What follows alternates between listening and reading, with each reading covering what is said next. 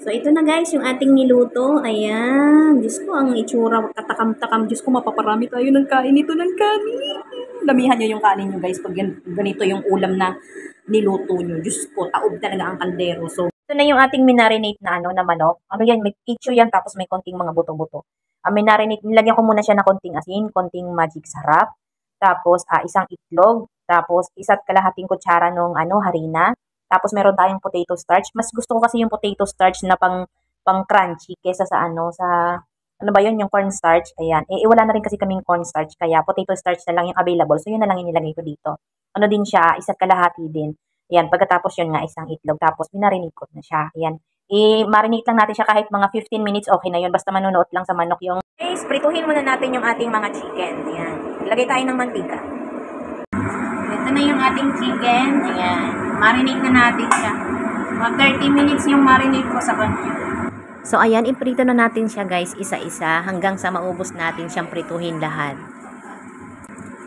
Alam nyo ba, guys, na tawag dito, nalaman ko lang yung luto na yan, isa sa mga restaurant dito sa lugar nila Lola. Napakadali lang niyang gawin. Yan. Ganyan lang. So, sabi ko nga pwede naman palang gawin kasi napakasimple lang. Tapos kung pupunta ka ng restaurant, kakain ka, napakamahal, di ba? So, pwede naman gawin sa bahay. Yung ginawa natin kasi dyan na sauce, sugar yung ginamit ko. Pero yung ginamit ko sa restaurant is honey. So, para wala tayong honey. So, yung asukal lang yung nilagay natin dun sa sauce natin. Makikita nyo yan mamaya. So, gawin nyo na yan. Grabe, napakasarap yan. Alam nyo ba, naubos pati yung sauce niyan. Yan, after natin maprito lahat, yan, magigisa naman tayo ng bawang. Yan, mag-isa tayo ng bawang. Yan, papulahin natin lang ng konti.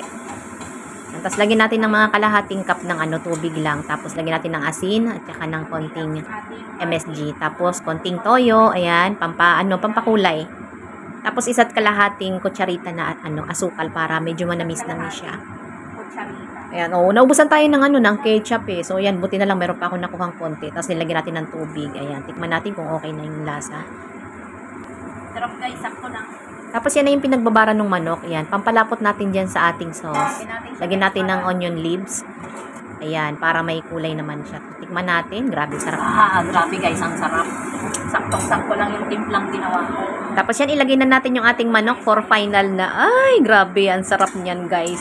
Gawin nyo na, sobrang sarap niyan. Hindi ako mapapahiya, grabe. Ay, tikman nyo na. Gawa na guys, ang sarap niyan. Yan na guys, yung ating ginawa para tuloy siya naging mechado.